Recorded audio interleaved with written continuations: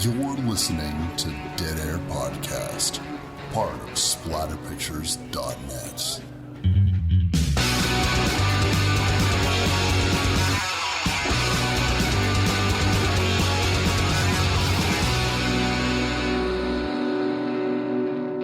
What's up, everybody? Wes Dead Air Knipe here with, always, Typical Lydia. Today's show, we're going to be doing the 2020 independent film darling, Spree. Smash that like button. Smash that like button. Welcome to Wes's World, starring Lydia and Wes. This is a Lydia pick. Oh, it's definitely a Lydia pick. Oh my gosh. I was worried that it wouldn't be horror enough.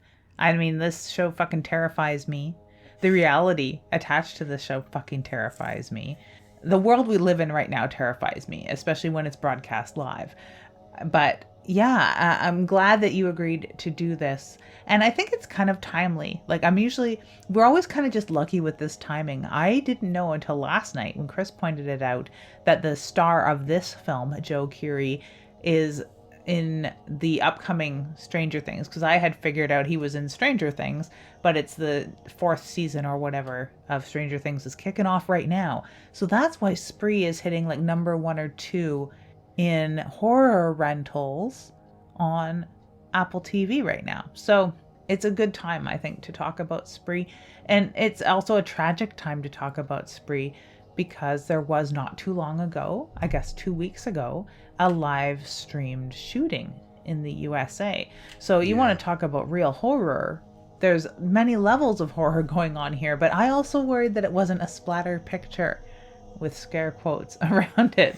So I'm glad that you enjoyed it. Like, you enjoyed watching a Lydia pick once again? Yeah, I did enjoy it. I found it a bit overstimulating at times, but as you said, it does star Netflix darling Joe Keery, who is a very popular character on Stranger Things, and so I could see how he would have made this film in between filming Stranger Things, and it's nice to see an actor who is very beloved for something that has a lot of bigness and awareness behind it, and who does something very small like this.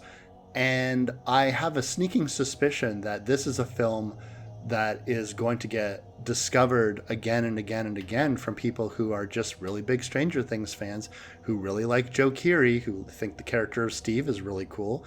And I'm a big Stranger Things fan, and I really like his character on that show. And so one of the things that people would know if you were a Stranger Things fan is that his character was not supposed to be throughout the entire series. But what ended up happening was the Duffer Brothers rewrote the ending of the last season to keep that character around. I can't quite remember if he was supposed to be killed off or if he was supposed to just sort of fade. Well, this is a very likable, cringy little sociopath. And he wears it very well, because you could put all sorts of different people in this role, and you're saying the same things that these cringy upstart YouTuber types and Twitch and TikTok stars say. You can put those words in anyone's mouth.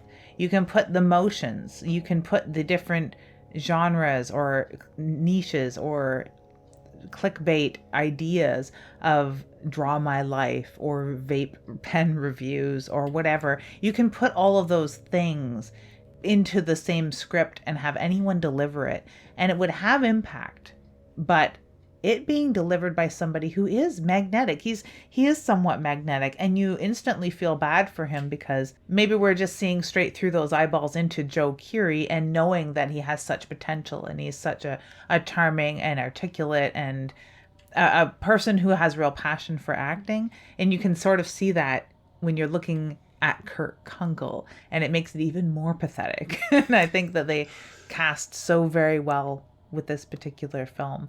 I don't know if anyone could have really embodied Kurt Kunkel quite the same way. There is an adage in any sort of endeavor that you try to do, whether it be career-wise or social status: fake it till you make it. Everybody knows that term. Everybody has probably said it at least once in their life. And fake it till you make it is something that I go by. But I suppose I had never noticed how sad it would be if it was very obvious that nobody is really engaging with your content and you are broadcasting to trying to hush the cheers while you deliver your material, and it's as quiet as a church mouse. And I think that this embodies what is that old Canadian commercial where the kid is trying to bully somebody at a playground. He's like, come on, let's go. Come on, let's do it. What are you scared? What are you scared? And then the camera pans out and they're all by themselves. There's no one that they're bullying. There's no crowd. I guess the disclaimer is, seems pretty silly if they were doing it all by themselves, right? Or the the videos that I've seen on YouTube and shit of like, imagine someone dancing at a club, but there's not 50 people just around them, and they're just dancing that way by themselves, alone in a room with no music. Pretty fucking sad, isn't it? And it kind of shines a light on some of the things that we do in groups, or that we do because of an audience, that seems really, really sad when there's nobody around. And I think that this film really embodies that, because you have somebody so desperate. And the film opens up with a bunch of shots of all the different things that he's tried to do while he made his mark on social media. And you've seen this a lot with other influencers who either make it big before they have the idea that makes them viral. They kind of try everything: unboxing videos, draw my life, vape pen reviews, here's a haul from this, out, the other thing. And they keep trying to use some of their interests to garner down on that interest. It seems very true to life. Like, instantaneously when this film begins, I'm very engaged with. Yeah, they must have, because they hit every nail on the head with the way that he's talking about like and subscribe, and even the way that a little later in the film he says like for like, or follow for follow, or whatever, and he's immediately disparaged. That's a very real reality within creator culture, and that there are people chasing subscribers and chasing follows, likes, and sub for sub and shout outs. It's disgusting. And that's just the tip of the iceberg, because it's not even a deep dive to be talking like that, because you're just imitating a lot of the very low sub count, low view count people who have videos titled similarly to, say, whatever that Mr. Beast gentleman named Jimmy or James, whatever. I've never watched a Mr. Beast video, but I've listened to him talk about YouTube. So you could basically take a very successful person like that and just watch the people that are imitating them poorly. Like, not the people that are imitating them and are maybe on their coattails, without any like disrespect there, but they're like not as popular, but they're fairly popular in their own right for their own reasons, with their own talent, actual talent, or a charming, charismatic, or magnetic personalities. But it's the people that are in the very vast bottom of that iceberg that are super cringe, you know. It's very easy to tease out a lot of those characteristics and to build somebody who just embodies cringe the way that Kurt Kunkel does. Kurt Kringle, more like it. Got him. Really, with the like follow, smash that like button, subscribe, comment, trying to talk about how many people are in their chat when they're live, trying to jump on trends like that maybe don't really fit them. I don't think we see him with a vape pen throughout the rest of the movie, but he was a vape pen reviewer, whatever. Okay. Draw my life. Those are things that people actually suggest people do to try and make money and get rich quick, because it is, in a lot of people's eyes, a get rich quick scheme to be popular online. This was before the rise of TikTok, or the large rise of TikTok. And oh my, it would have been a slightly different film, I think, but all of it carries over to the boom that is TikTok. Disturbing. Highly disturbing to me. I make TikToks. You do. You make good TikToks. I like your TikToks a lot, sir. Thank you. I think that I can speak a little bit to the fact that I am a person who is very online, I'm very available. I like to do posts. I like to post about my interests. It doesn't always fall into one category because I find that when I was a little kid, I got really into things at certain junctures, and they became intense fascinations, a hyperfixation as they call it. So I have like a lot of general knowledge, and I feel like my social media is a lot like that. Like sometimes I'm posting a lot of horror movies, other times I'm posting some albums for some music that I really like, or sometimes I'm like, here's the dog, or like sometimes it's just kind of whatever I'm thinking about. I don't really have a strategy, and I never really have, and that kind of goes with like the blogging. I suppose in the back of my mind, I would have loved to have been able to write professionally in a way that was sustainable, so I didn't have to work at a grocery store, for example. You know, over the last, like, I've been doing it for over 10 years at this point, and we have like moderate success with the podcast, and it's we have an intensely loyal but moderate audience. We do have people that listen though, and you know, with the Teresa comic, like, it's hard to not try to compare yourself to the behemoths on the webtoon application. Like it's you know, you kind of wonder like, oh man, like, you know, I only got like 5 likes on this, or like 10 likes on this, like what happened, like no one's commenting. And so I completely get how you can become obsessed with this stuff, and I think the mentality of just keep making it as long as it makes you happy is something that I've had to like really get into, because there's moments in this film where, you know, Kurt actually breaks down the veil of influencer, and you could see the raw emotion behind what he's doing, and he just is miffed, like many people are miffed. There's a lot of people that go viral doing this influencer shit, but there's so many more at the deepest, darkest, murky waters of the Marianas Trench that will never see the light of day, that are doing their vape pen reviews and like, what's up fam, like here we are on another adventure, you know me, it's a haul, we're going to fucking Hot Topic or whatever the fuck. Like there's people that are just never ever going to achieve that, and the internet is so vast. Like a person like Mr. Beast or Paul Logan or PewDiePie can exist with millions upon millions of Markiplier, millions upon millions of fucking followers and people who pay attention to literally everything that they do, and I do not fucking know who they are. And I don't mean that as in a way that like, aren't I just so above it all? That's not what I'm saying. It literally just never crossed my fucking threshold. I know these people's names for different reasons now, but not because I found them on YouTube. Oh, dude, I was totally in PewDiePie before a million bros, bro. I was definitely a follower of PewDiePie because he played horror games, you know?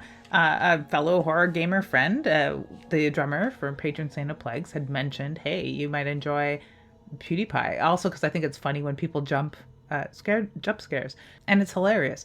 So I did know about PewDiePie. I kind of tend to forget, though, PewDiePie is the tippy tip of that iceberg alongside Logan Paul. Or is it Paul Logan? It's Logan Paul, right? Now you're confusing me. I think it's Logan Paul. It's the Paul brothers, right? Yeah, there's 2 of them. They were on TV together, I think. Or one of them was on TV? I don't know. Someone in the audience will correct us, I'm sure. Or that Dan fellow that everyone liked at one point. And like some of those at the very tippy top alongside Mr. Beast.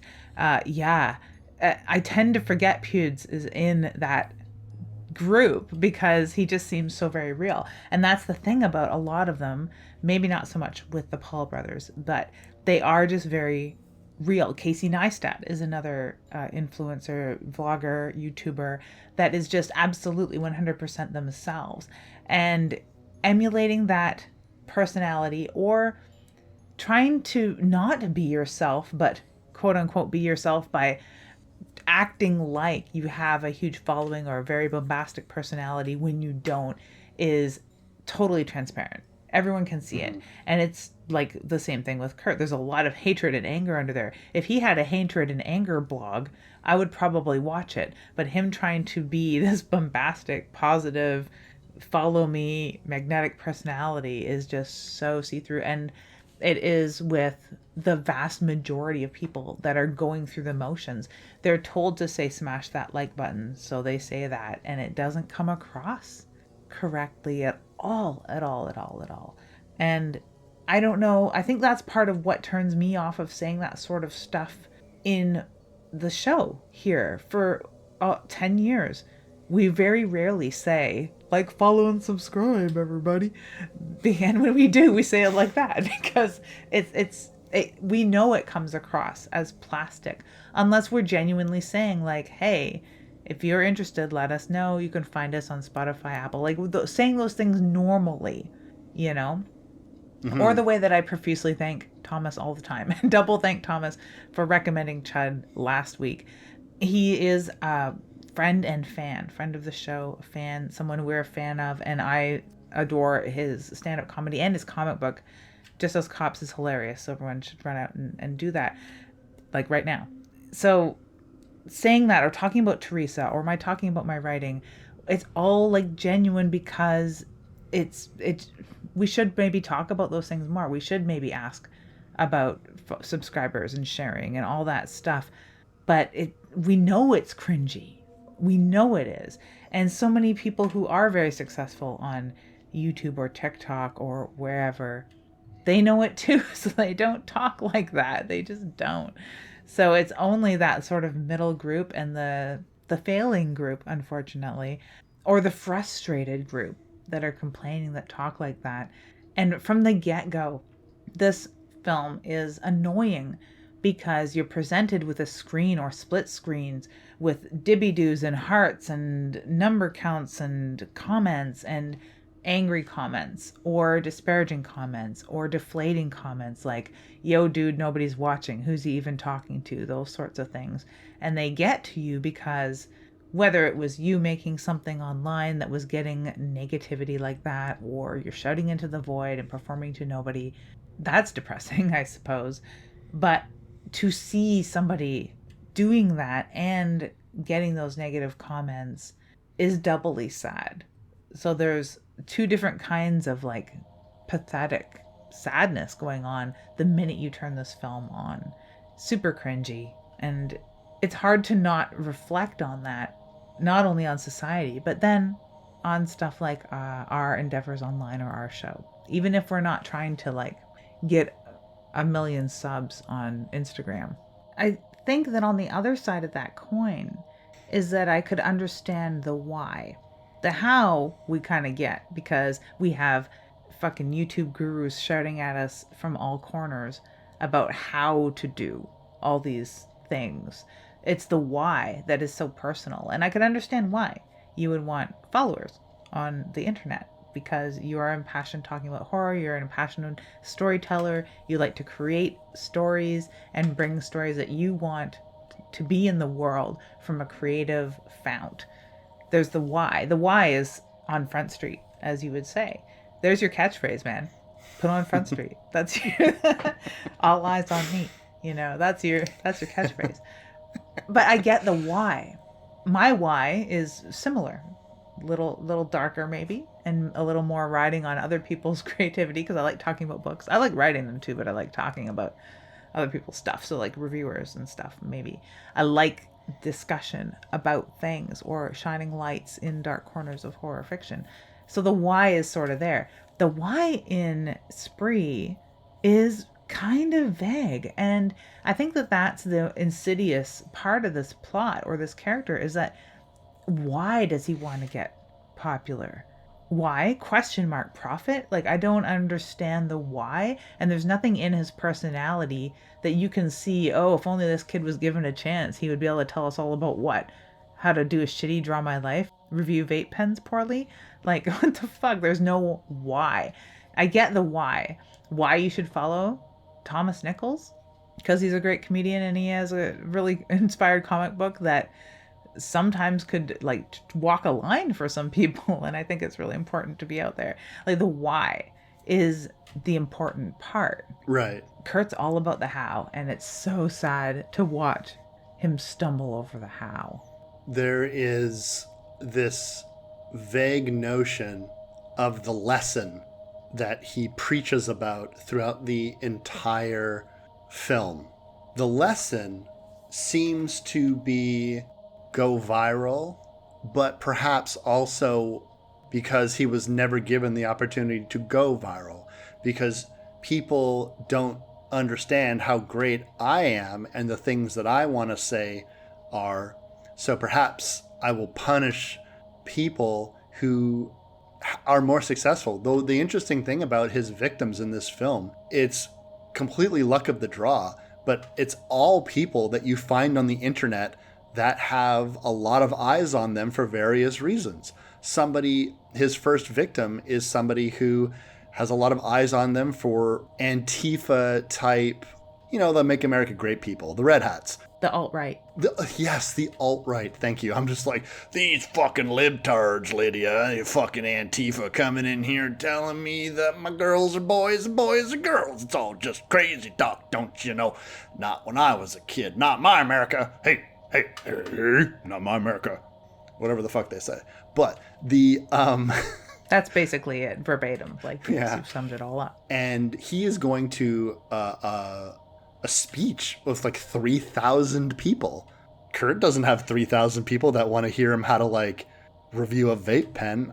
He does other things. I don't know why I'm so fixated on the vape pen. I think it's because it's a douchebag reviewing a thing that douchebags like in a douchey way.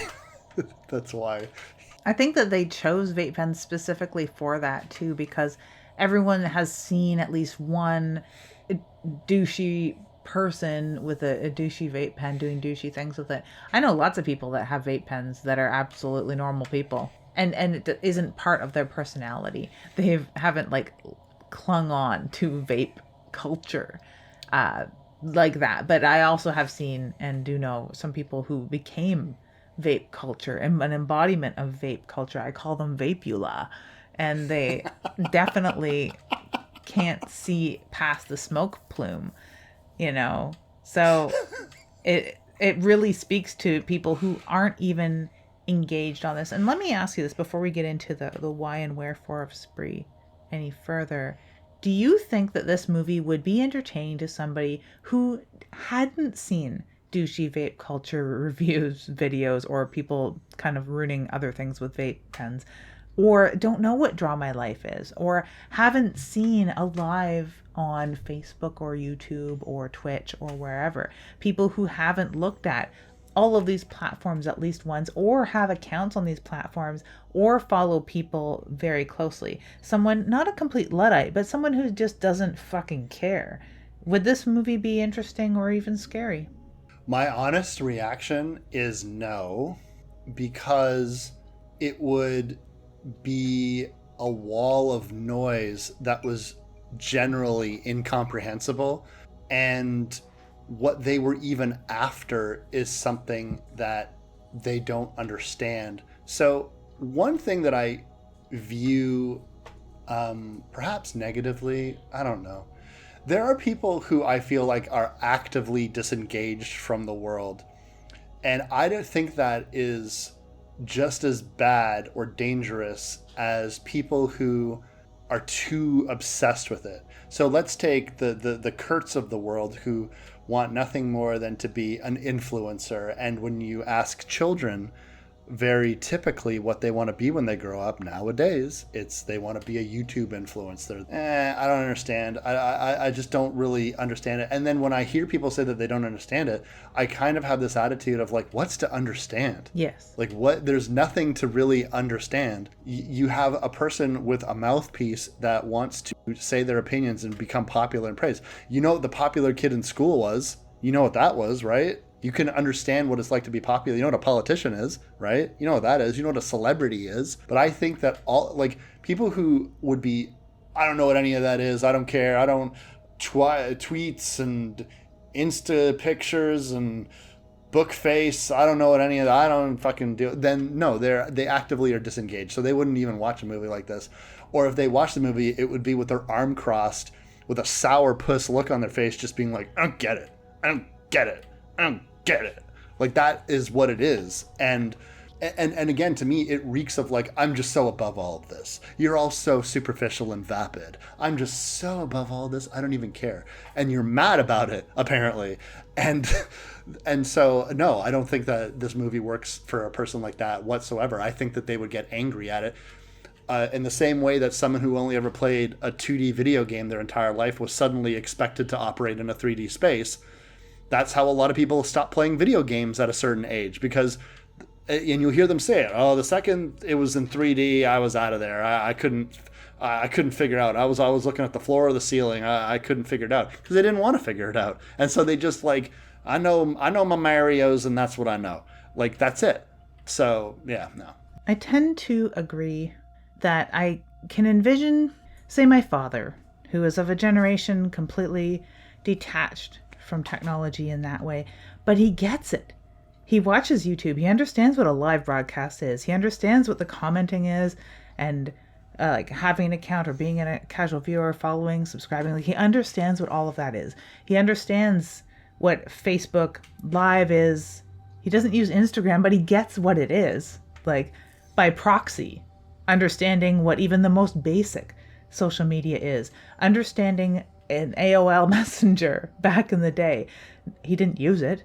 He didn't use most of those things, but he understands what they fucking are. So he's not going to play the whole like, oh, your tweets and your twats, I just don't get this culture. They don't even use the word culture. They don't even consider it as a culture. I wonder, I really wonder, and I would love to find a review of this movie by somebody like that, who not only disengages, but has an active disdain for those that do engage in social media. You had made an example years ago, I think, of a time when you read someone reviewing a Marilyn Manson concert who doesn't listen to that type of music and how much they hated it. And you're like, why is this person reviewing this? I think it would be kind of the same thing. If someone actively dislikes this type of thing to the point in which they're not like, haha, look at them lampoon this vapid lifestyle, to the point in which it's just like, I don't get it. I don't fucking even want to know anything about it. Like, then I think you would just get a negative review because it's a loud noise to them that they can't process. Maybe ride sharing is the vector where it would bring in people who are a Luddite in one way when it comes to technology, social media, and different sharing and video sharing platforms and live broadcast platforms. There's a lot of people that are not into all that, but they are actively users or operators of ride shares.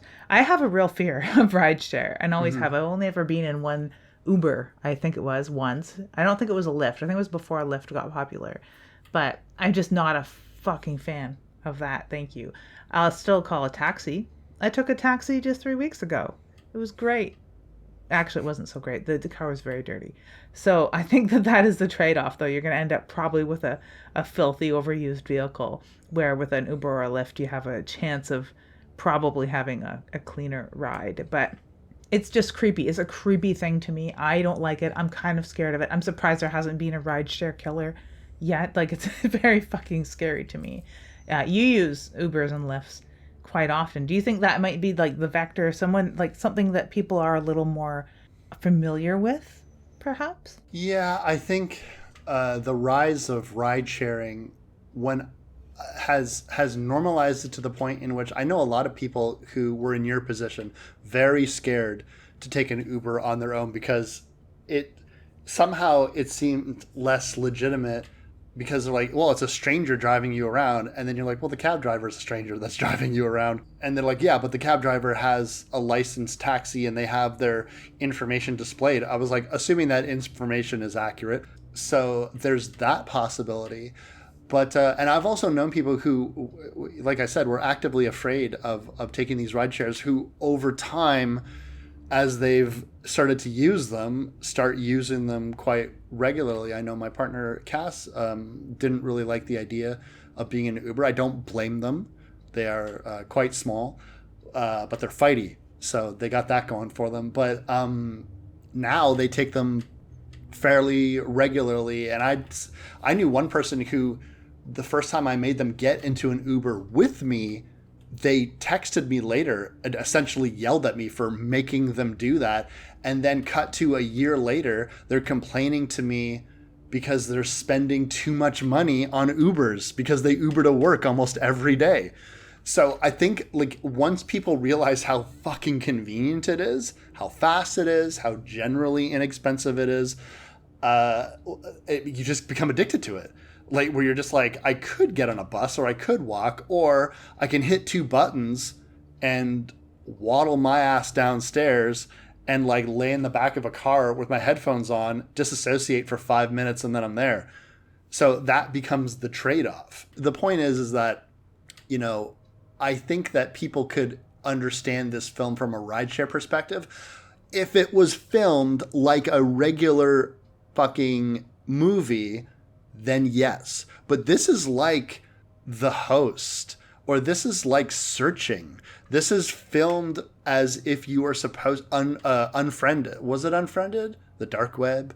Or Open Windows. Yeah. So filmed as if you are a participant in the social media that they're using. And I think that is what is going to turn people off, because that is the thing that they don't really like. In the weird way, we're talking about Host, did people who spend all day working in Zoom meetings actually want us to go and sit through a movie where they're watching people essentially having a Zoom conversation? Like, would you want to do that after an 8-hour shift of Zoom meetings? You have to go, now you're going to go sit in front of the good screen. You're in front of the bad screen. You're going to go sit in front of the good screen, and then it's going to emulate your work. I don't know. Like, it's very strange. I never, ever would want to do that. And it's hard for me in a way when things like Horror Writers Association or interviewing or being interviewed takes place on Zoom, or other endeavors that I have done or are planning to do or have done or have decided to not do, that all take place in front of screens that I spend 8 hours a day in front of. I mean, right now, I have 1, 2, 3, 4, 5, 6 monitors in front of me. Shoot me, please. Like, it's just, I don't want to sit in front of this to have social time very much either, right? Like, I would rather give up on all sorts of other fun things or seances over Zoom to maintain the 1 or 2 things I do extracurricularly on a screen on Zoom or something like it. This show, of course, and my work and French lessons, which all take place in that same sort of atmosphere. Do I want to hang out there after work? No. No, absolutely not. Before we get too deep into it, you had mentioned video games. What have you been up to lately, Wes? She asked knowing that I wanted to talk about a video game. I had the box here somewhere, but I don't have it anymore. I think it was stolen by somebody who brought me a glass of water. Anyways, the point is I've been playing Fatal Frame Made in a Black Water. And if people have been following me on social media, smash that like button, they would know that I am a huge fan of the Fatal Frame series. I've been a fan of it since it first came out in the early 2000s for the PlayStation 2. My brother, who's not a horror fan really at all, really likes scary video games. He loved survival horror. So my introduction into things like Silent Hill and Resident Evil and Fatal Frame and Haunting Grounds and all that kind of stuff was through him. And I would watch him play, and then if I was feeling up to it, I would play the games after him. After I'd already seen him beat it. It was classic older brother, kid brother dynamics. You watch your brother do the thing, and then later on you do it because you've seen him do it. And the problem with the Fatal Frame series is that it is locked behind antiquity. You need to be able to play these games. There is emulation, and if you know how to do that kind of stuff online, that's great for you. But if you were interested in playing it, you would need a PlayStation 2 and you would need a physical copy of the games. And as I think I've mentioned before, when it comes to video games, if it is a survival horror game, it is expensive. This is not going to ever be a video game that you can get for $10 or $20. That's just not the way it works. Each one of these games is going to run you over $100 each. And it's kind of a janky experience because they were still feeling out the genre. It worked for then, but I think modern gamers would have a hard time. Cut to Fatal Frame Made in a Black Water, and you find yourself in a situation where the game came out in 2014, again locked behind a digital-only release for the Wii U. The Wii U was a catastrophic failure for Nintendo, and not a lot of people bought that system. And they ported most of the games that were released on Wii U over to the Switch, which is far more successful. Fatal Frame got a digital-only release. However, you know me, I needs it to be physical for me to get excited about anything. So I went over to PlayAsia and I ordered a copy from Japan. There is a patch that the second you plug the game or pop the game into your PlayStation 4, you can get it for PS5, you can get it for Switch, literally everything. You can get it for everything right now, digital copy. It downloads a patch, and then you get the English voice and the English text, and so I can play it essentially once you switch the settings over and shit. And it's a great modern experience. You don't need to play the other games. It is a completely separate story. This is technically the 4th or 5th Fatal Frame game. Don't worry about the other ones. Don't need them. And it is just great. It is extremely fun. I have a hard time getting into video games these days. I think my attention is just so scattered. I have a hard time sitting and really playing games. But this really grabbed my attention, and it's not just a good video game, it's good J-horror. If you, I am very much always looking for the feeling that I got with The Ring. I want things to be kind of rainy. I want there to be people looking over books and documents, and I want ghosts out of the corner of your eye, and this has all of that. You get to play as 3 different characters with 3 different motivations, and essentially the object of the game is to take pictures with the camera obscura. It's this magical camera taking the pictures of the ghosts. Depending on how good the photo is, while they're attacking you, you will damage them, and then you can banish their spirits. And that's essentially how it works. And you can upgrade your camera with different lenses and film stock and all that kind of stuff to do more damage and to progress throughout the game. But it's really cool. It's a really fucking cool game. So if anyone ever wants to play a Fatal Frame game and they're not looking to spend a fortune or to be really inconvenienced, it's digital. You can just download it right now and you can play it on anything. I'm very interested because it's been recommended to me, Fatal Frame, the whole series, for years, especially because of my interest in photography. So, and J-horror, and of course, library scenes.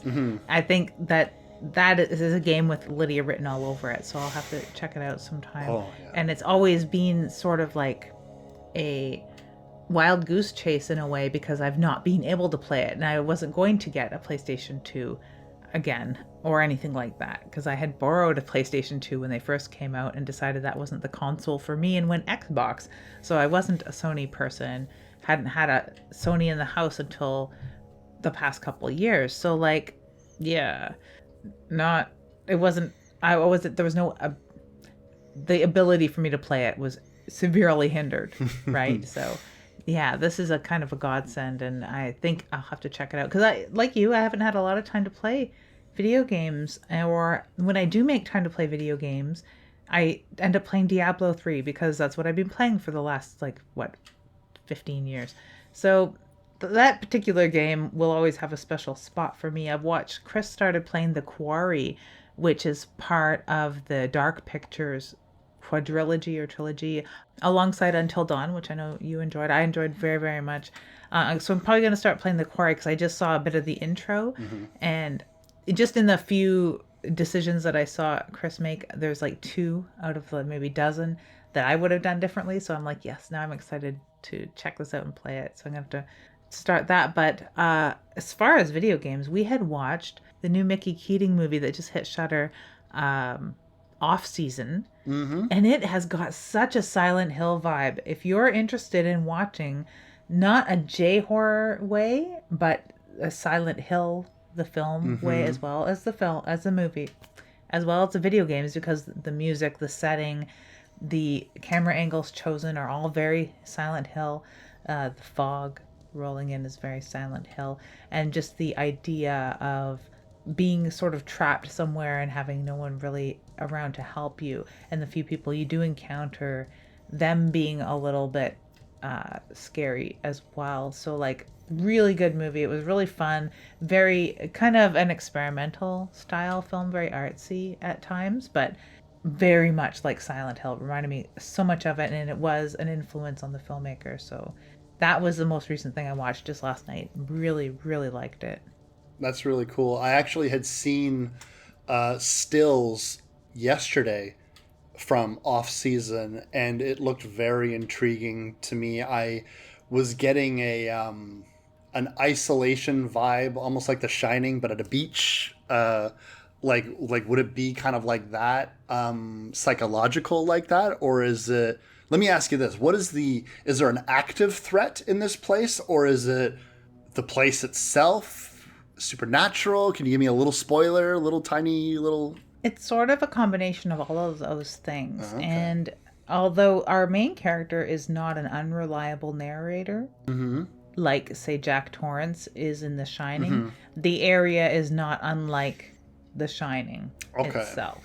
So while there aren't those ghostly apparitions from the past making themselves flesh to dazzle Jack Torrance, there are some remembrances from the past that end up being part of this plot. So yeah, it's kind of got all of those things. It is a psychological and supernatural place, and there is something definitely wrong with this place. Is it kind of like, what was that book you did a review on a while ago that there's a couple of movies about?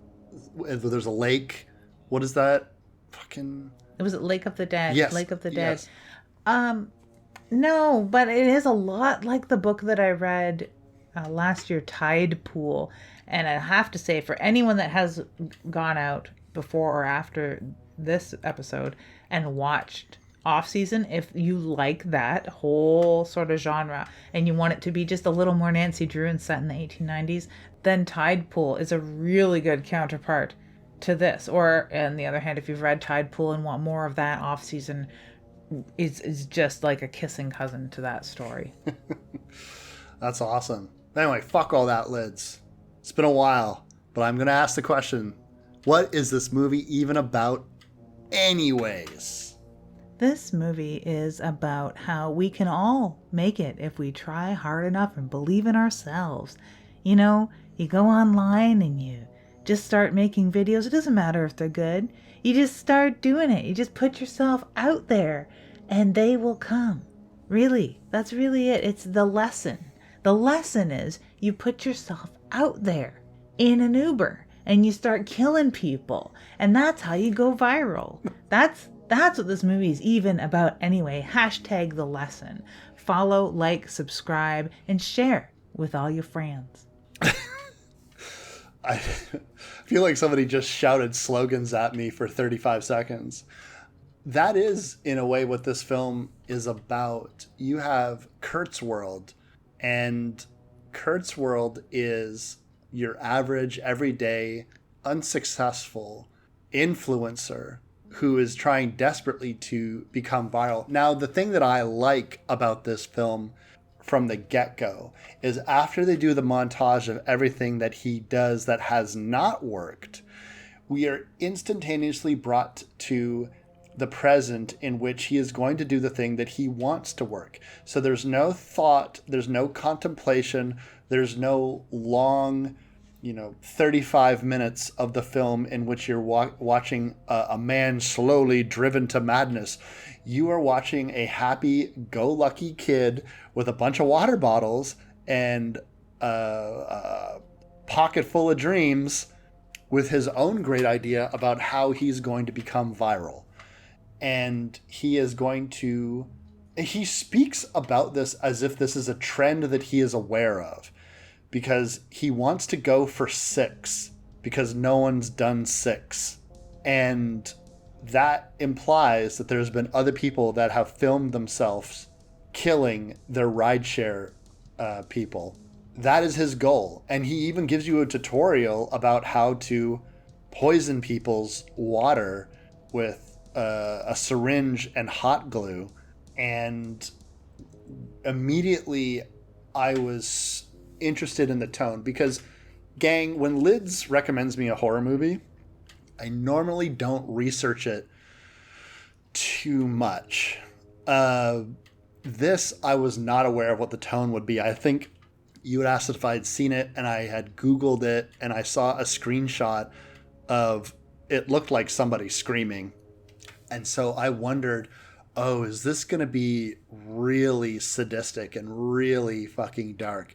And it's not. It's almost played for laughs. I know I had heard this described some places as comedic. I wouldn't. There are things that are definitely comedic, but it's in a more surreal way. There's one scene that made me laugh out loud legitimately, and we'll get to that in a minute. But for the most part, it is a fairly light-hearted but graphic depiction of a person killing people, not unlike Tragedy Girls, a film that I think I talked to you before we started going, but another film that is filmed more like a traditional movie, or exclusively like a traditional movie, about people who are killing others to up their social media credentials and become successful online. And that is what we've got going on here with old Kurt's World. Kurt's World is the embodiment of so many small channels, and they do it really right in sort of fast forwarding us through his motivation in a way, because he mentions offhandedly Bobby Basecamp, that kid he used to babysit, and he's known him for so long, and he gets a shout out on his channel sometimes. And it's like you get the idea that, okay, you're just, you know, a kid that got very popular online and you're kind of treading on his coattails. You get the idea that he's tried a lot of stuff because we see these snippets. We see him talking about the real Kurt. And this is when it gets kind of insider baseball. If you've already followed a lot of like YouTube stuff, if you've made YouTube stuff, if you've listened to YouTube gurus and educators, or I keep saying YouTube, but it's not just YouTube, and it's really more TikTok now. But you get all of those signals and you understand exactly what Kurt is. And then in a more insidious way, a little bit darker, it's taking place in California. And I don't think this is where he gets that number 6 from, because like I'd said earlier, I don't think there are other rideshare killers, at least not that I'm aware of. And I'm not really clear on that. But Elliot Rodger and this kid have a lot of parallels. And Elliot Rodger was that virgin killer, the incel, the supreme gentleman, Elliot Rodger, who drove around Santa Barbara shooting people. And he had those videotaped manifestos that were on video sharing platform. I should just say video sharing platform now instead of YouTube all the time, because I don't want them to be, shedding a bad light over this, because it just so happens a YouTube-like platform. But Elliot Rodger had all these manifestos, and there is one in the early shots of Spree. There is a scene of Kurt Kunkel wearing blue jeans, a plaid-ish kind of hoodie, and he's got aviators on, which he wears a lot in this film, and he's standing on a roadside, which is a vantage point we don't see him in. We mostly see the Snorri cam sort of camera pointed at him, someone else's camera pointed at him, or all of his cameras in his car pointed at him. But this vantage point of having a camera propped up and him doing a standee, we don't see often. But so this is like one of the only standee shots in the film, and he's on a roadside and the cars keep going by and interrupting him while he's trying to tell us about the real Kurt, and failing at that too. And there's like a hillside in the background, but it is the same angle, the same kind of dress. And I've even taken pictures to prove this to myself, that this is exactly like one of the more rare Elliot Rodger videos that have been subsequently taken down. You can see them on documentaries about the killer, but this was one of the only videos that he had shot not in his car. He shot sometimes handheld standing beside his car, but to not have his car in the frame, to be standing on a roadside with other cars driving by interrupting him, it's the same damn thing. And it's just so similar that it can't be not. It simply must be connected, and it must be one of the other influences to this particular video. And he is called an incel at a couple points in this particular film. So that Elliot Rodger sort of subtext right from the beginning set me ill at ease, in the good way, because I had a feeling I knew more about what I was watching and how dark Kurt Kunkel was about to be. Had you picked up on any of that other sort of modern day serial killer angle in Kurt in the first, say, 15 minutes of this movie? I think that when the most unsettling thing about Kurt in the opening moments of this film is how what he's doing and what he's saying are very at odds with each other, because you see the persona of the influencer front and center most of the time.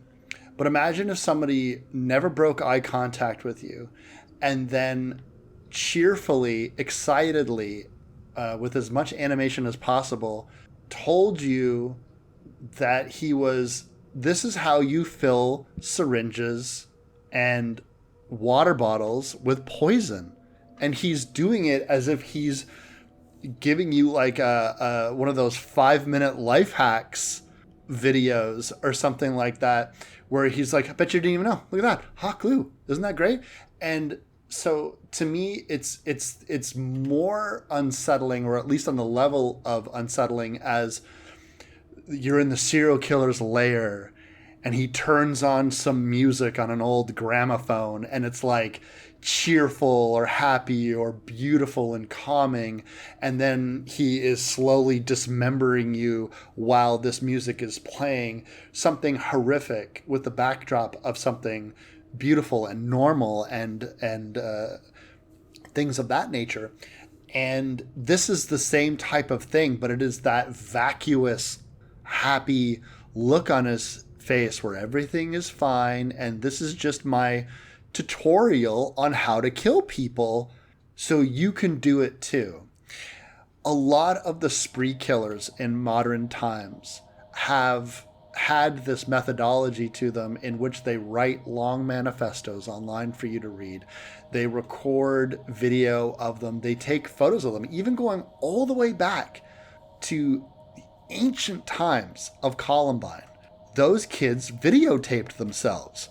They videotaped themselves holding their guns and wearing their coats and with their sunglasses and listening to their Marilyn Manson lids, and you know the type, and probably watching a horror movie, and they're doing all this stuff.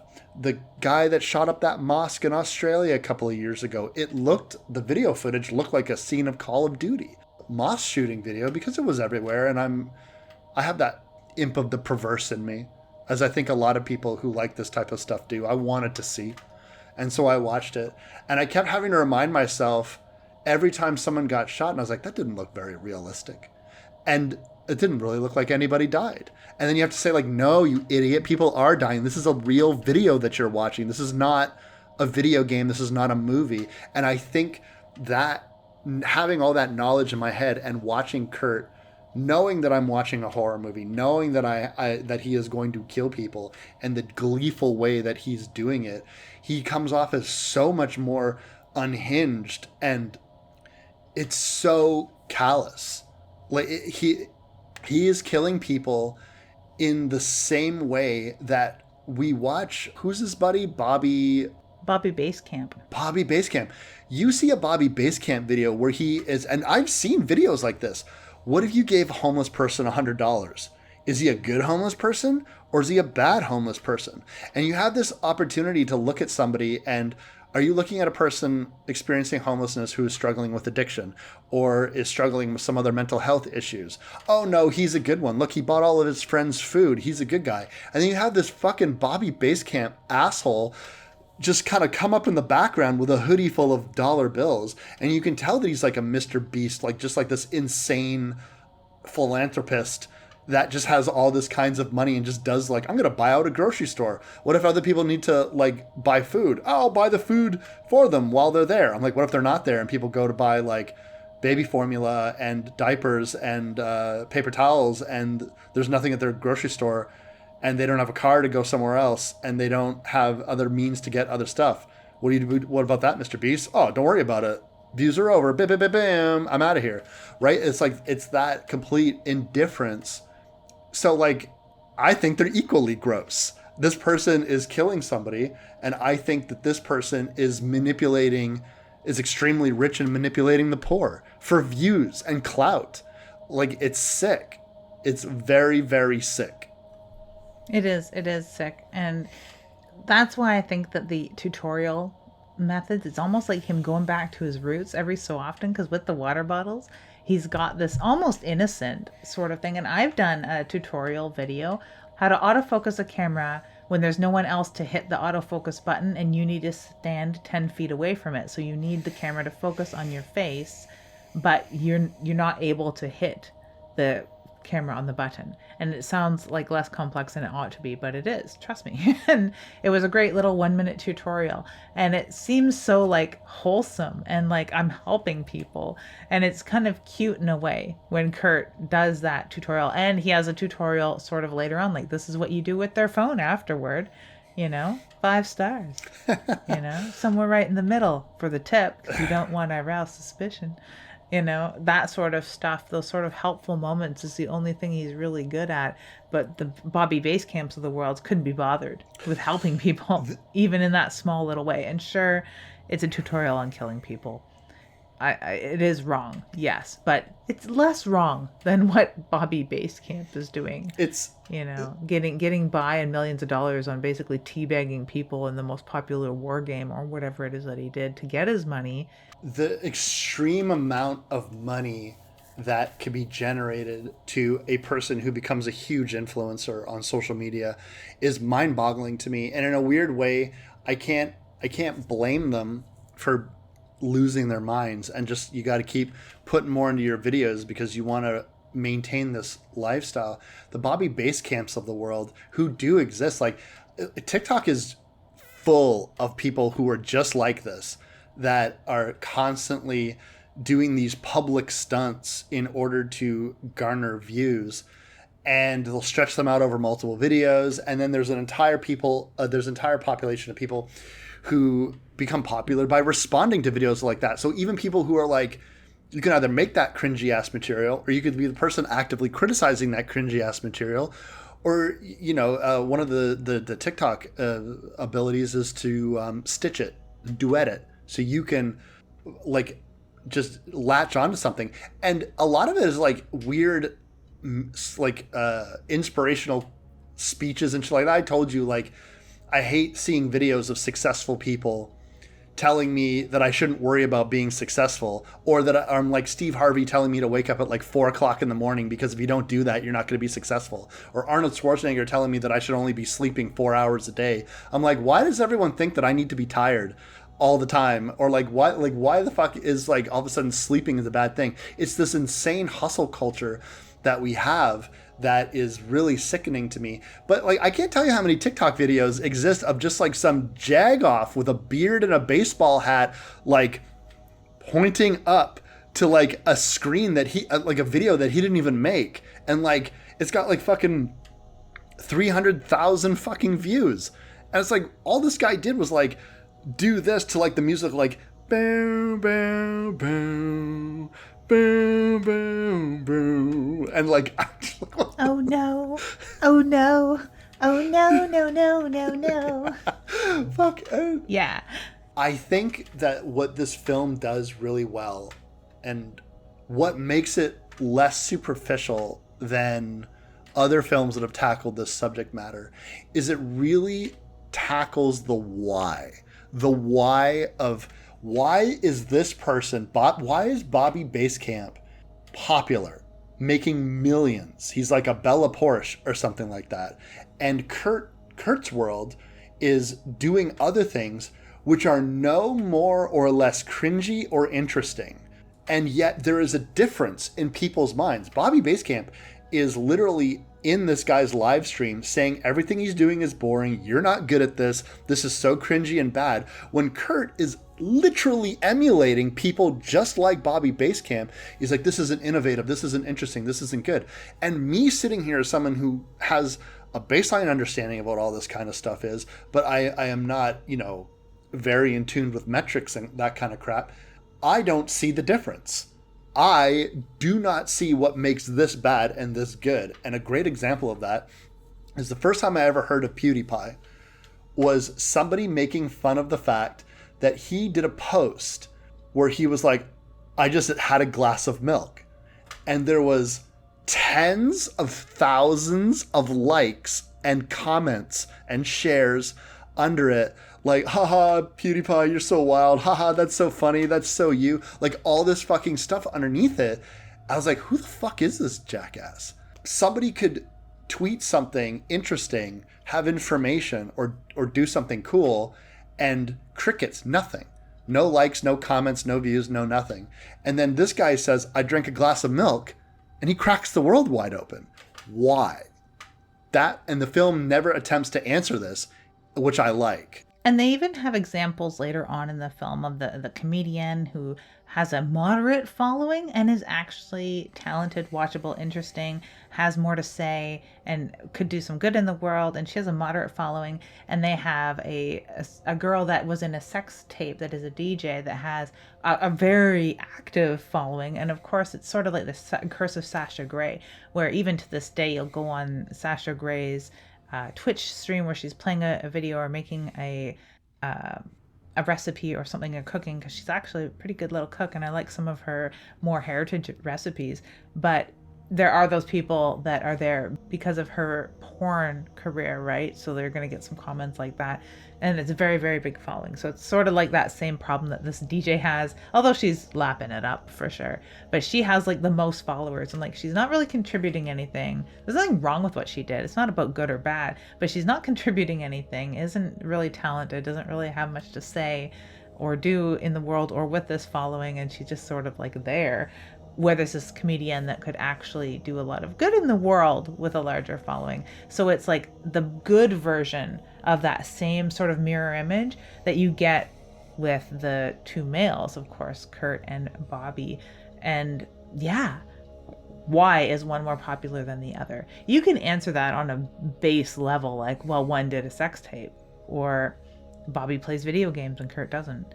Very basic answers to that, but it doesn't speak to the psychology of why, or the morality, or what that says about us as a species. When Kurt is going through his murder spree, he is initially criticized by his only viewer, which is Bobby Basecamp, and the water bottle things just ain't cutting it. I don't know if Bobby seems to indicate several times that he doesn't think what Kurt is doing is real, but then he also indicates several times that he's like, yo, you're on some evil shit, man. You're doing some evil shit. I do not condone this. So I was like, does he know that he's actually killing people, or does he just suspect that he is pretending to kill people? It's kind of like, did you ever see that movie Cam? It was on Netflix. There was, I don't think so. The idea of cam is it is a woman who is a cam girl who is trying to become the most popular person on like an OnlyFans type situation, or a chatterbait or whatever, and she does elaborate things in which it looks like she's killing herself. Like she'll dance and she'll do some stuff, and then it'll look like she'll blow her fucking brains out or something like that. And then that's how she gets popular. And then like some weird fucking supernatural shit ends up happening midway through the film. If you have not seen Cam, highly, highly recommend it. It's incredibly good.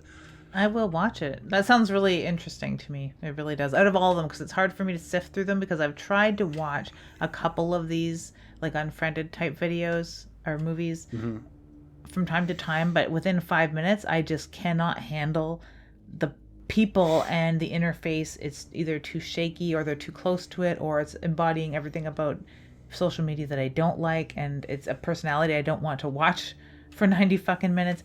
Which you could say the same thing about Kurt, but he does it right, and pushes those buttons. So Cam, I'm definitely going to check out, because I do like this delivery. I like the message. I like a lot of stuff about this sort of stuff. Cam sounds right up my alley. Yeah. Oh, and just so you're not like too shocked, like Cam, it does have moments in which you are seeing what a streamer would see if they were watching her, but the vast majority of the film is filmed like a movie. So it's kind of a little bit of both. That's good. But when Kurt tries to up the ante, it's this really chaotic sequence in which he takes 3 people into his car, and all of these people, like I said earlier, he is killing people that are the worst. He kills an alt-right person who calls him like a libtard or some shit, and then he ends up killing a real estate agent that looks like she would be a Karen. I think that's supposed to be the trope of her personality. She is a real estate agent. She's blonde and upwardly mobile, and probably a Karen. She's rude to her male mate. Yes. She's a man-hating bitch. Man-hating bitch. She and then we got a bunch of like party people who look like they're like, selfies and come on, like let's take a photo together. Let's literally go, and they're doing like the pouty face, and they're all on Instagram and like duck lips, which is a phrase I didn't think I would say ever again 7 years ago. Yeah, and he takes them to like this junkyard, and I guess the idea is they're eaten by dogs, like, and then he drills into the head of another one, and the whole reason why he does this, he abandons the poisoning aspect of it, is because of the fact that Bobby Basecamp is telling him that the ways that he's killing people is not interested. He does hit a guy with his car, and that is like a dude bro douchebag that, like, when he first meets this woman who's a comedian, they videotape him because he's being like a creep in this rideshare program.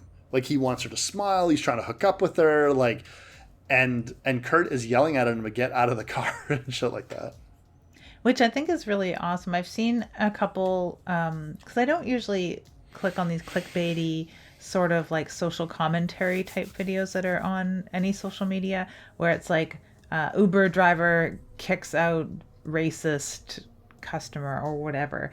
But that's really how they go. You stop the car and you're like, get out. And they beak off and you're like, get out. And they beak off and you're like, just get out, sir. They beak off. And that's how this scene is played out. And I really like it. Even up until the time that he runs Mario over, because that's the one guy, Mario Papazan, played by John DeLuca, who is this creeper. And I like that it has another angle of the aspect of the danger of social media. This guy was being a creep, and he knew he was being a fucking creep. And he was reading off page 1 of the creep playbook by telling her to smile more and saying that she could like get on this third leg of his or whatever the hell. Ugh. And he was surprised when she's like videoing him and then putting him on Instagram live reels or TikTok or whatever it was supposed to be with like this guy. Hey everyone, beware of this guy. So it's like a beware video at that point, like creep patrol, which is great. And it's sort of like the diametric opposite of the zodiac of horror movies that are presented to us in Cabin in the Woods, where you have like your jock and your geek and your virgin and your party girl and the final girl, I suppose. So you've got the creepy jock and the Karen girl, and it's like this evil zodiac of horrible people. I hadn't really picked up on that. He's picking those sorts of people off one by one. It is all random too, because this is literally the rideshare spree is the name of the rideshare that they're using, and these are just random people that are getting into his vehicle. It's so creepy. I never thought of how these represent those particular people, aside from that first guy, which was very obvious, that white supremacist guy. I think you set up the people that he's killing as the most obvious person first to get you in the mindset of, okay, who's the next one kind of like? Because the other ones, maybe not the party people, but the other ones are a little bit more subtle in terms of who they represent online, right? Like Mario is like DM dick pic Doug, right? Like that is like that guy for sure. And so when Kurt is killing these people, it seems to be like he is knocking off people who are the types of personalities that become successful on the internet. And one thing about this incident with what is the comedian's name? Is it Jessica? Jessie Adams. Jessie Adams. She is a rising star comedian, and this leads to an aspect of Kurt's personality, which is very insidious, in which he will follow people who are more popular than him. He wants their attention. So the like for like, the follow, can you give me a shout out? All of this stuff. That's how come he ends up going to go see Uno He doesn't even know who that person is. The audience that is watching him has to tell him who this person is, which I think is brilliant because, like we were saying earlier, how many times are people super popular online and we have no idea who they are? It's not because we're actively avoiding it, but it's just the internet is so big. If someone has 100,000 followers, well, there's almost 8 billion people in the world. So that doesn't even really represent a large percentage of the population. But to those people, oh my God, as if you don't know who Uno is, take us to Uno. We want to see Uno. Nobody knows who that is. And even when you go to where Uno is, because of her dad, played by David Arquette, DJ Chris, it's always good to see him in something that's not Scream. And when you see him take her to this club, to this DJ, yeah, there's nobody in this club. It's empty. So you're asking yourself, like, why is Uno even here? Her and her entourage are literally the only people in this dance club, and DJ Chris is like not very successful, but yet she seems to know who he is. So it really is opening up all these avenues of someone can have tens of thousands of followers on social media. It doesn't really mean that they have the kind of clout that you think they might. It's pretty weird, but also kind of insightful. I don't know.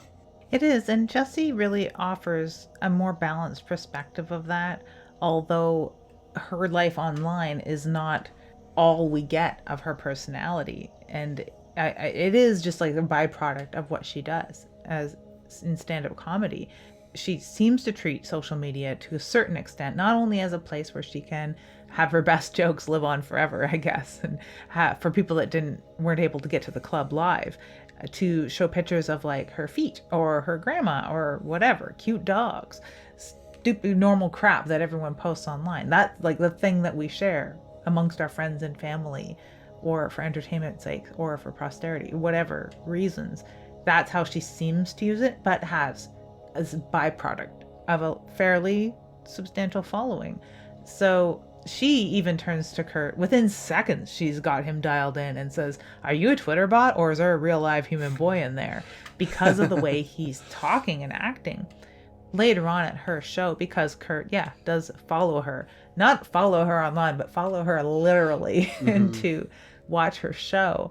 And she's like, I saw a lot of the beginning of me in that cringy Twitter bot, like, follow, share, subscribe, smash that like button sort of attitude that so many people think is bona fide or think works or think isn't transparent online. And Kurt is just, 100% the embodiment of all of that. So if we hadn't been able to put our finger on it, it's one of the only other times, not only is it a plot device because it talks about Jessie and the way that her story arc goes after that, but it does put the finger on why he's so cringy if we hadn't figured it out ourselves. It's one of the only time that this plot is really spoon-fed to us in case we hadn't noticed. So it might be a point where it's sort of saved for people that aren't on this online culture so much, if they're watching this movie and they don't get it, so to speak. But he is like a Twitter bot. He's always on the wrong channel, but he's always on. Kurt manages to get some eyes on him the only way he knows how. And this is a very big aspect of TikTok, as I said before. But he's going to do a takeover. And how does he do a takeover? Well, he's going to Bobby Basecamp's place and he's going to do a little takeover. I'm going to tell you something. I've never been happier to see a fucking kid get murdered in my entire life. I hated this Bobby Basecamp character. I fucking felt as though Kurt was killing every annoying person on TikTok I've ever seen in my entire life.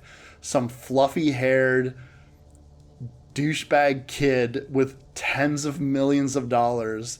Just like, hey, it's all love, man. It's all love. This is how we do here at Bobby Basecamp, blah, blah, blah. I was like, oh my God, dude. Fucking the shock and realization on his face when he gets stabbed and then he pulls out a gun to try to protect himself and then in the struggle gets shot in the head. It's great. It's graphic. It's a little hard to process what was going on because you are looking at Kurt, looking at Bobby, who's looking at Kurt. So the screens are just really hard to engage with. And this is where an aspect of this film really becomes difficult to process. It's because Bobby Basecamp has tens of thousands of followers, people who pay attention to when he's streaming, and there's a chat feed going, and the chat feed is going and going and going and going, and I can pick out some things that are being said, but it's moving so fucking fast. It is, and it's sort of like, I've had a few lives before, and even with like 30 to 40 people in there, with half of those people engaging and conversing, and I'm friends with most of them, if not all of them, and it's a real conversation you're trying to have. It even moves a little fast with that, with those small numbers of friends in a live, or playing on Twitch the 1 or 2 times that more than 5 people have commented. I'm like, it's too much. I can't imagine. I can't imagine. It's just a blur, and it's a blur to us. It's also like a really cool turning point in the film, in that up until then, Kurt's maybe had like 6 viewers, 9 viewers. The only person commenting is Bobby. And then all of a sudden, it's the effect of, in the sickest way possible, a raid on Twitch. So if you're watching a stream on Twitch, watching, for me, Diablo, you're watching someone play Diablo 3, and their stream is over, it can automatically push you to another streamer's channel if they've enabled raids. So all of the followers or viewers from one channel end up going to watch another channel. And that's the normal way it's supposed to work in real life. That's friendly and helpful and kind of cool. YouTube is now initiating something like this as well. But this is like the brute takeover of the channel, and all of those followers go to follow Kurt. Not only whether they think it was really real, and Bobby has been killed by this guy, and we need to follow him and report him to authorities. They also think that this might be the rideshare killer that is terrorizing California right now. Or they think it's fake, and who the fuck is this guy that just ruined Bobby's stream? Or, oh, Bobby's a genius. We're going to follow this genius thing that Bobby's doing now because this is all a fake thing that Bobby's going to pop out any moment and, I don't know, splash some mad cash or whatever the fuck this kid does. Like, this is Bobby's genius. We got to keep following because this is Bobby's genius. Or people that just don't get it. Or the few comments. I keep seeing these comments pop up that are like, oh, this is so goth. This is so gothic. This is so gothic. It's so weird. But it is like a neurodivergent challenge because I have a hard time following. We're following a split screen at this point. And from this point on, the camera angles do get a little more kinetic. Not because only of the split screen. There's other split screen moments in this where he's encountering people who are also on live, and they show us both of these things. The only time we really get a breath is police body cams, parking lot cams, some of the other few angles that they pull in. Otherwise, it's a little frantic. So from the time that he's taken those 3 people on a joyride and fed them to the dog, so to speak, and drilled into drill down in your niche. You got to drill down. Oh my God. So much like YouTube insider stuff makes this even more sickening. From that point, it's getting a little bit more intense, and the sick beats that Kurt has dropped, or whatever you do with sick beats, that's another thing right up there with Draw My Life and tutorials and vape reviews. The follow me on Spotify for my sick beats or whatever, my lo-fi chill beats. He does that too. It's disturbing. But at this point, all those followers have come, so the screens are getting really full of text, and it is extremely hard to follow. Even on my second viewing of a movie that I really like, it was just a little bit too much. Later on in the film, because we're going to be talking about it today, and there was a few chunks of text I really wanted to see what they said, I would pause it, but there's no way to engage with that or to read it or to look to it, because it does actually fit in with the plot and it does feed character. There are some character building things where people who know Kurt post on this, and it flies by at a very rapid pace, so there's no way you could really catch all of it. So maybe it's working subliminally, but it is really hard to follow. Now, you found you were a little bit hunched over and staring down in the corner of the screen trying to read a little bit of it at one point. Was there a point where you just kind of gave up and your peripheral vision took over and you just let it all in? No, unfortunately. I'm the type of person that I can get pretty overstimulated with visual noise, a lot of light. I have like a lot of light sensitivity. So when I'm sitting in my apartment, the curtains are typically drawn. Most of the lights, if I had it my way, all of the lights would be off at all times. But unfortunately, that's not the way it is. But, you know, I like things cold and dark, and that's the way I like it. And when I'm watching something with that much visual stimulation, I need to focus on something.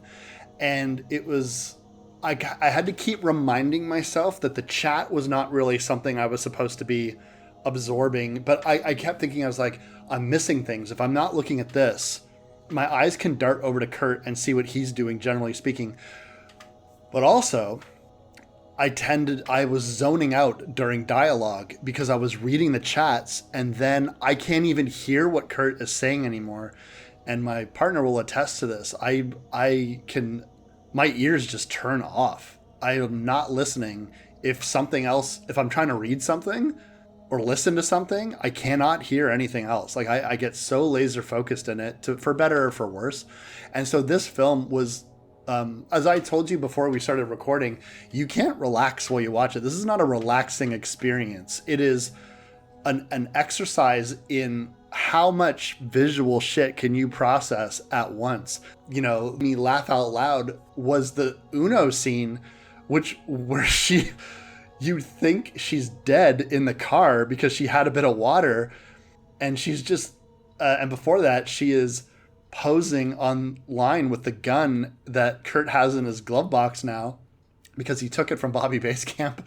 And while Kurt is doing the drunk thing, the drunk test thing, I'm reading the screen because I don't know what's going to happen. And all of a sudden, Uno is like sprung to life and just fucking shoots a cop in the head through the windshield. And it like threw the whole thing into such relief because it was such a loud noise and it was such a random dramatic thing that happened. I fucking started howling laughing because it was so fucking funny to me. But it really took a moment like that to sort of, because so much was going on. You had two different cops talking. You had Kurt talking. You had the chat going. You have Uno starting to wake up. So it's like this movie is demanding your attention. And in a weird way, it speaks to that overstimulation that people seem to need. I know people who need to look at their phones, that need the TV on, that need a fan on, that need to listen to music. There's all this... You need everything all the time, all at once. And if you cannot be alone with your thoughts for a second. And I don't know if that is a reflection on what we've turned ourselves into, or if we were just because of our brains, we were waiting for our technology to keep up with the fact that our brains need constant stimulation. I don't know, man. Like, this movie becomes white noise at some points. It does. I totally agree with you, because I do, I'll keep saying I like this movie. I like watching it. I like the experience and the tension it immediately inflicts, and the cringe feeling, and the I want to get out of here feelings that I have while watching this movie. Very uncomfortable movie to watch, but I like watching uncomfortable things and reading uncomfortable things. But I typically, cannot handle this sort of bling on screen and the bright lights and the motion and all of that. But I've gotten pretty good at watching, say, a live stream with 4 people on it. They're following a sort of polite decorum, though, so there's not overlapping action. It's a conversation with 4 people, like a panel conversation or something, with a live chat running that I'm absolutely 100% fucking ignoring, because I do just ignore the live chats streaming. So I've trained myself to be able to ignore the text for the most part, so that becomes a little less intrusive.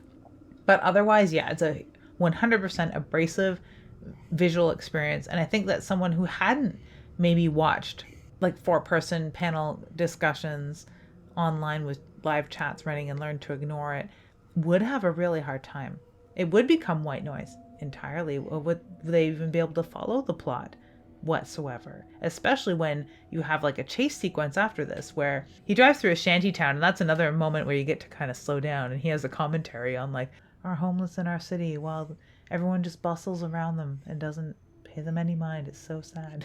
The other thing that he says during when he's running over these homeless people in a shanty town is he's like, all these people, look at them. They have no online presence. And if you're not online, you don't exist. Like he's disgusted by them because, and it speaks more to what he thinks of himself.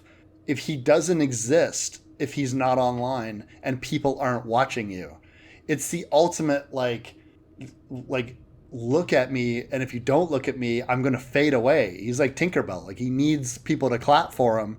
Otherwise he's going to die.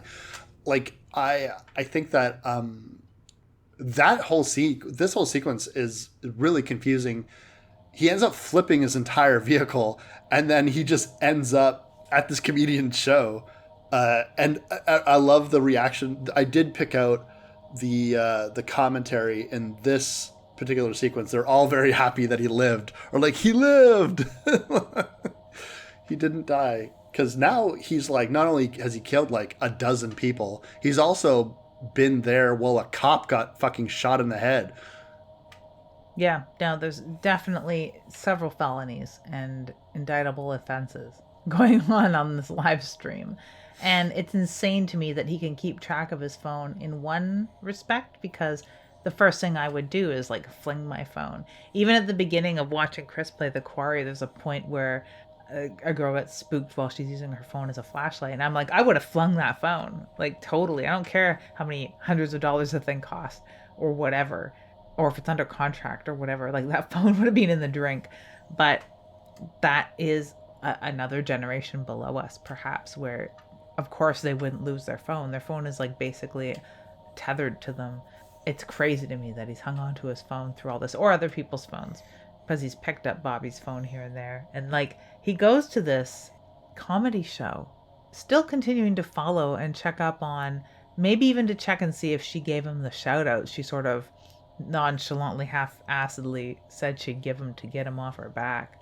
He goes to the show and he looks horrible. He's a fucking sweaty wreck that just got in a car crash with blood all over him. He's tried to wash out blood at the gas station here and there, but like he is a wreck. He looks like a cretin. I do like, I kept trying to take a photo of it, but for some reason my TV, it was like coloring weird, because I wanted to like post on Instagram his outfit that he stole from Bobby Basecamp, which is so fucking hilarious to me. Like he looks like vaguely normal for a while, and then the second he kills Bobby Basecamp, he basically just like, and now I'm gonna dress like Bobby Basecamp, who is a guy who gets like a bunch of free clothes because he's an influencer. And so he ends up like wearing this like stark white long sleeve shirt with a bunch of like graphics all over it, and then he's wearing this like bright pink leopard print bucket hat, and he looks like such a jackass to me. But I was like, this is just what he wants, man. Like, this is exactly what I want. And then, yeah, cut to 20 minutes later in the film, and he's just like a sweaty, dirty mess. All those clothes are ruined. The bucket hat, who knows where it is. It's probably burning in a car somewhere. And this comedian, she does her speech, and she talks about a little bit of realness where she, before she was with her aunt or her grandmother or something like that, where that's her safe place. She likes to go there for pre-shows and stuff like that. When Kurt was watching it, because he was paying attention to her, he sort of lamented the way that I lament, if we're being 150% honest around here, the way that I lament when I see people kind of doing nothing on social media, but getting all of the attention. And he said something that really struck me to my core. He's like, that should be my audience. They're not even trying. They're not even doing anything. And I'm trying, I'm doing all this stuff, I'm really, really trying, and no one's paying attention to me. And I have those thoughts constantly, particularly when it comes to like Teresa or this show or anything like that, anytime it doesn't, I'm like, maybe this one will be the one that like really hits. Maybe this one will be the one that gets more than 5 likes, or someone more than my mom will comment on it. Like maybe this will be the one, and it never is, and it's fine. But sometimes I feel like it's not fine, and sometimes I get really bummed out about it. From her perspective, she is just sharing her life, and she isn't really doing anything in her mind, but the audience has gravitated towards her. And it was almost like the second she stopped trying and she did have something legitimate to say, people gravitated towards that. And I think that the message of this film, as muddled as it might be, is that not everyone could or should be doing this type of stuff. It seems very easy. It seems like something that you don't really have to try at. But in the same way that for years, famous people, whether they be playwrights or actors or singers, writers or anything like that, generally speaking, if something you say will touch the audience that you need it to touch. And what I like to say is you make the stuff for the people that show up. You don't make the stuff for the people that don't show up.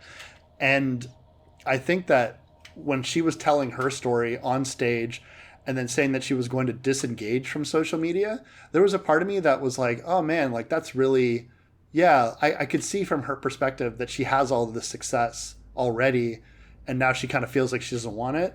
But then there's that shitty side of me, Lids.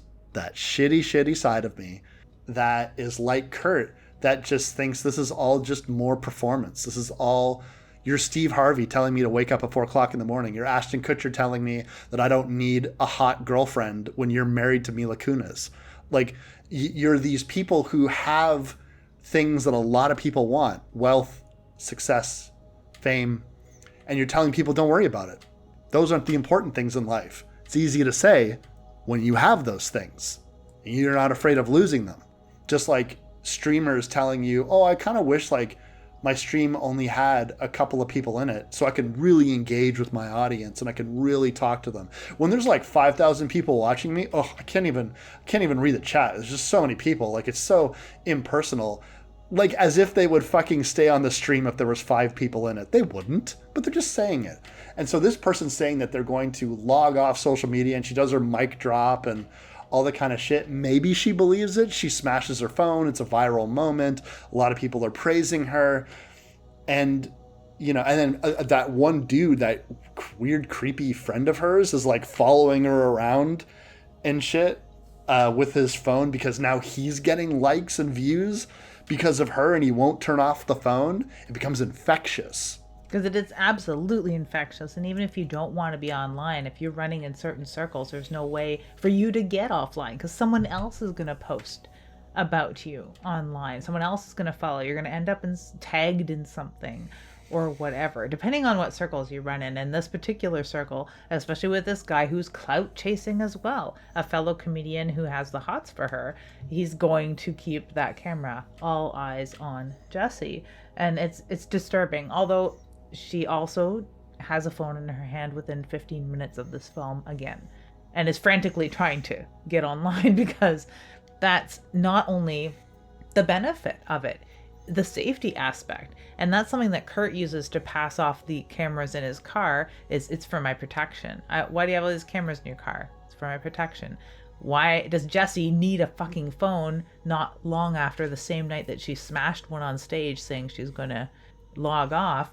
For her protection. She needs to be online, unfortunately, for that reason. And also, maybe it's force of habit. She's used to having everything documented or documenting everything about her day. Even her visit in her safe space with her grandma to be quiet and recollect and touch base before a show, she's vlogging it. There is an aspect of our day-to-day lives with social media and our phones that you can't escape. There was an interesting podcast I was listening to about the birth of the iPhone, the smartphone, and they said that generation that bought their first iPhone when the iPhones came out or the Androids came out, a smartphone, when Steve Jobs goes up on stage and says, we're making a new camera, we're making a new music player, we're making a new phone. new camera, new music player, new phone. Do you get it? And then they reveal the smartphone and everyone loses their shit. Everyone who bought that device didn't know that they were buying a thing that they were eventually not going to be able to not buy. You need a phone. You need the internet. I'm not saying you need to tell everyone what you're having for lunch, but as this comedian will demonstrate, you need it for safety. You need to be able to call people.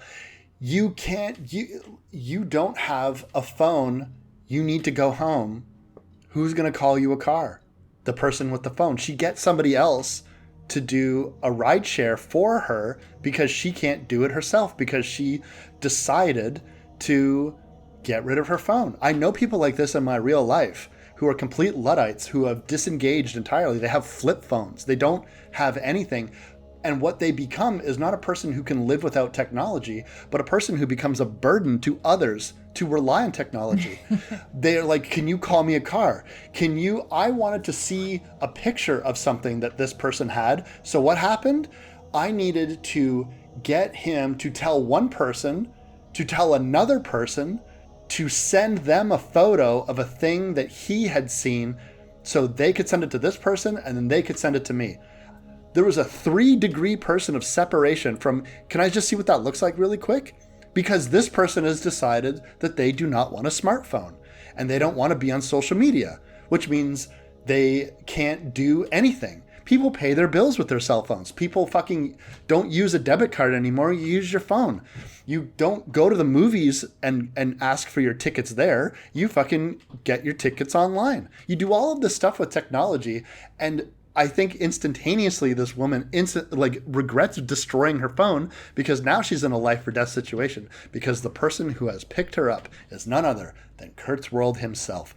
And what I thought was hilarious about this scene is audio from this, Lids, you might find this interesting to believe, is trending on TikTok.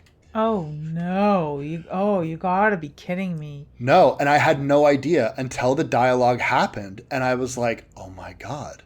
This is trending on TikTok. I had no idea that it was from this movie. What is the lines? No. My house. We're going to my house. That is a line from this fucking movie. Oh, that's so horrible. And it's all over. Oh, no. It's like, I thought you were saying, this is not my house. No. My house. Yeah, my house. That's all over TikTok. Wow. That is so creepy. And I mean, it works for this particular film to have that particular scene be trending on the most creepy and cringeworthy of all social media apps. Oh my God, that's so gross. That is so gross, but so perfect. Oh my gosh. Of all the scenes, Yeah. That is one of the scarier scenes in this film. And you might watch this and be like, is it even a horror movie? Yeah, because I'm terrified, shaking in my boots. Freaked out by the idea that people could be living in a town while this murder spree is going on and acting like nothing big is happening. They think they're going to be fine because they called go-go, not spree. It's like, oh, there's an Uber killer. I'll just call Lyft. I'll be fine. I like that Kurt ended up just killing the guy that picked him up, and now he's got the car because that guy also had a camera set up for his own protection. Can't be too careful these days. And this brings to a very disturbing scene where because he keeps talking about wanting to make a sex tape because that's how Uno got famous. And he was like randomly talking to some girl at a taco stand about it's like these long, rambling, incoherent manifesto type speeches that are so unhinged. And, when he was talking, he's just like, love. I'm just talking about love, man. I just want to talk about love. Like, you're not listening to me. It's like, I'm just saying, it's like, if you and I were to join forces and, if we were to make a sex tape. And so he's like driving this woman to his house in the middle of nowhere, saying that he's going to make a sex tape with her so they can collaborate on combining their social media audiences. It's super grim. Nothing happens because the audience, as he puts it to a vote, what to do with her, in a fuck, marry, kill. A fuck, marry, kill situation, they all choose kill. Like, it's an overwhelming kill. I run polls on my Patreon from time to time, and it's a good feeling when there's an overwhelming majority. But this is so insidious, so grim, as you put it. It's terrible. I mean, Jesse's no fool. She's got the charger, which he thinks is going to be the charger for her phone, because he keeps reminding her, you broke your phone, you smashed your phone, which seems like such a normal conversation of drunk people in a car. But she uses that cord to strangle him and cause a car crash. Thank God, because it's you know he's going to do it. He's already proven himself. He's killed David, the go-go driver. He's killed Mario, the asshole, the white supremacist, 3 random socialite influencer type people who had moderate followings. He's killed Bobby. Yeah, no, which was, I had no idea who that was till I was looking at the cast for this, because I was like, how are there any other horror Illuminati that are in this, like, aside from David Arquette? But no, just Frankie Grande. It's just Frankie Grande. Apparently he has a YouTube channel and is counted amongst very famous influencers, so it's very fitting that he's in this movie as well. And has killed like a couple other random people here and there. And if you count the cop as a kill, because even though it was Uno that killed the cop, like, he's a very dedicated murderer at this point. So you know that Jesse's going to die. We learn how dedicated of a murderer he is, even more so because this started before the spree. Once we get to Kurt's house, we find out. When the car crashes through his home where he lives with his mother, you find that Jesse, well, I suppose Jesse's the one that crashes through the house, but she discovers that there is a body in there of Kurt's mother. She doesn't know that that's Kurt's mother. I like that David Arquette is home. DJ Chris is home when this happens. And he comes out, and he's a person that struggled with alcohol and addiction and shit like that. So he's like, look, man, I'm sorry. I'm going to have to call the cops on you. And she's like, good, call the cops. And that's where fucking Kurt shows up like Jason fucking Voorhees. And this scene in his house is so chilling because the influencer persona is really gone. He does not deliver any more dialogue. He is cold and quiet and just sort of like aimlessly, he kills his father. It's very brutal and graphic, those gunshots. And then he's just continuously shooting his father while Jesse plows into him with the car. And then, that's pretty much the end of old Kurt. It's pretty graphic. He gets pretty fucked up. She takes a selfie with him, like in Mortal Kombat, like Cassie Cage's fucking fatality. That's all I could think of. What I think is so interesting about this take a selfie with him moment, because it may have crossed her mind. It definitely crossed the mind of her followers, because whether they're there because she's the survivor of the rideshare killer, or this is so gothic, or booming my numbers, yo, or whatever reasons people have for coming here, they want her to take a selfie. Not only does she oblige and go over to his dead body, lift his head, like there's been killers that have posted pictures like this too. It's so horrible. But the smile that comes over her face, just like instant, because it's like she's taking a selfie. So she has that perfect little smile that she's probably practiced, or just has practiced by way of having taken so many goddamn pictures with people after shows, like her little friend there, whatever the hell his name was, Miles. She's probably plastered this smile over her face so many times. So this is the end of the film. In that, we learn the genesis of how this film came to be. And yet another master move, I think, on behalf of the filmmaker and the writers here, in that it makes us not only implicit, but turns us into people who are hanging out on 4chan. And I'm sure most of our listeners are aware of what a 4chan is, and the sort of people that hang out on 4chan and the sort of content that used to be shared on 4chan.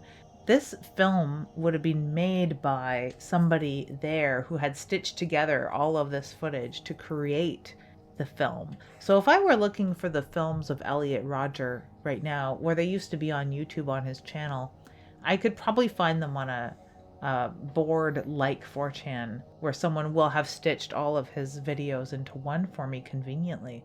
Maybe even with a little bit of news in and among there afterward. And that's exactly what happens here. We get the news articles. We get to see how Jessie has a bit of a comeback as a survivor, Final Girl style afterward. And a little bit of the clips from the beginning to sort of spoon feed us a little bit of how we saw him go back into the house and kill his mother. We just didn't know it when we were watching it. I really like the way this wraps up. There was one note that I had taken a picture of that showed up in the chat near the end when he's talking about, or he wanted to thank everybody who was in the chat. He'd hit over 50,000 and he was given his little like humbled, I've hit 50,000 followers speech and thanking everyone while he's in the car that has driven through his house and he's about to kill his father. Like, really horrible. But it's like, oh, so you're going by Kurt's world now, nerd. Haha, what's up, douchebag? It's Tanner from high school. Remember me? Me and the guys used to give you a hard time in school. Sorry you were just an easy target, lol. I can see not much has changed. Remember Sarah, the girl you had a crush on? Yeah, we're married now. I make $200K a year and drive a Mustang GT. I guess some things never change, huh, loser? Nice catching up. LOL, pathetic. And that's when he's at 49,929 viewers. Huh. That's very interesting. I suspected that the chat held a lot of interesting information in it. I had to pause the movie to capture that gem. It's a good gem to capture. It really thought-provoking, honestly. Very interesting. I like it. The way that this ends is to find videos like this. It's links with, you Google it, you find it on Reddit, you find people talking about it on Reddit, then you find, don't worry, I got the link. That links you to 4chan, and then all of a sudden you're on like, red pill, blue pill, incel forums, and then you go a couple of links darker and you're on the black pill forums in which people are idolizing these spree killers, the Toronto van killer, the person killing the people in the mosque, the guy that killed somebody, a bunch of people in the grocery store recently, or the horrific school shooting that happened recently, and then all the other shootings that are happening all the time, and people going on spree. It's like spree killers is such a phenomenon. In the 1960s and 70s, we had this explosion of serial killers, and now it's all spree killers, people killing a lot, and they're either killed or they're arrested, and that's it. And while we're watching the credits, we are watching one woman who killed Kurt become uber famous, catapulting to true viral fame, getting all kinds of success. And I bet you she got a new phone. I bet you she's online all the time now, because the pull of that beast is too powerful.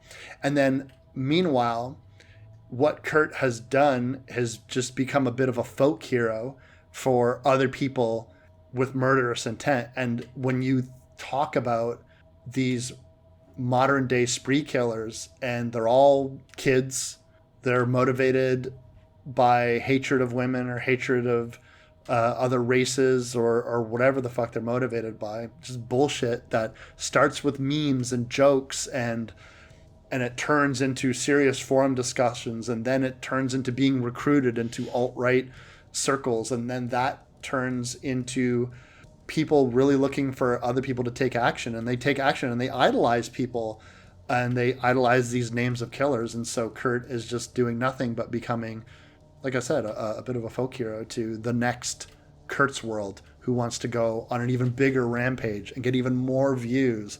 And that's the insidious cycle of social media, because any attention is good attention. I think that's why they really like to highlight in the press about the most recent live streamed spree killing, is that maybe 200 people saw it and it was online for 2 minutes before it was pulled down. And so far, it doesn't seem that other copies have been popularized, which is good. It's very good. And I think that's a lot of why they do that, because they wouldn't want there to be a Kurt Kunkel scenario. Mm-hmm. And unfortunately, we are sort of primed for it. And this movie shines light on that in the darkest way, in the most realistic way. there's other Elliot Rodger mentions in that end sequence too. So it's like blending some of the worst when it comes on, or when it comes to social media and video sharing platforms of any sort, not only with like actual murders, really horrible tragic shit that has gone down on these platforms, but the cringe with it too, which I think makes it so much more approachable. So really fascinating. It's weird to me, and maybe it's good in that people who just innocently enjoy Stranger Things and think this Joe Keery is a good actor and has interesting hair or whatever are going to like be like, oh, Spree, my dude's in that, I'm gonna watch this movie. And they're in for a ride. They're definitely in for a ride, and I think Joe Keery is once the Stranger Things show has ended, I think he's really going to, if he's going to become this huge star that's in like huge blockbusters, maybe he will be. But if he keeps choosing films like Spree, I think he's going to become an actor that is just consistently working in interesting films because, you know, he's got the opportunity. He was in that Free Guy movie with... He was in Free Guy, yeah. Ryan Reynolds. I did see... As Keys. I did watch Free Guy. I wouldn't have recognized him necessarily. I looked at his bio and realized it was the same actor. Also because I'm just not that interested. Like, they all look very similar. They're these brown-haired good actors. I mean, I don't. It's hard for me to keep them straight sometimes. But I liked his role in that movie as bromantic or whatever as that movie was. It's just not really my kind of movie, although it was very entertaining and it's good. Like, Ryan Reynolds is a bit of a genius that way, and it's timely. It's a very interesting movie as far as if you've ever worried about NPCs. I lie awake worrying about NPCs all the time, but that role, I think, coupled with Spree, will do even more for him as far as the people who will remember him from Stranger Things. Yeah, like people who remember what's his face from Harry Potter. You know, those people. Daniel Radcliffe is a good pull because that dude was in the biggest movies in the world at a time, and now he just does like smaller movies where he's like just interesting. You know what I mean? He did Horns, he did The Woman in Black, like lots of stuff that you know, it made me forget that he was Harry Potter. Like Kristen Stewart doing a bunch of stuff. I mean, or Robert Pattinson. I know he ended up being Batman, and that's as big as it gets. But like, these are people who were in entertainment that enveloped the world, like the fucking Blob at one point, and then they're just like, you know what, my bank account's good, I'm just gonna like do interesting projects because this started with me wanting to be an actor and I just want to do cool stuff. Yeah, he may be the next Elijah Wood. Perhaps he'll begin creating films for us to all enjoy and have a little bit of a darker sensibility to him, if not straight up horror, going from a beloved, not child actor necessarily, because they were in their teens, you know. Will Wheaton is probably the earlier example of that, being very famous in your prepubescent to postpubescent era, you know, in that young teen time where you're not a child star necessarily, like a teen star, but then you use your powers for good instead of evil and bring us evil shit to watch. Speaking of evil shit to watch, what do we got next for him? Coming up next, we're going to watch Intruder. Yeah. Gets pretty evil there. And hopefully after that we can get into some more splattery stuff, because I realize some of my picks have been kind of new horror, kind of elevated horror.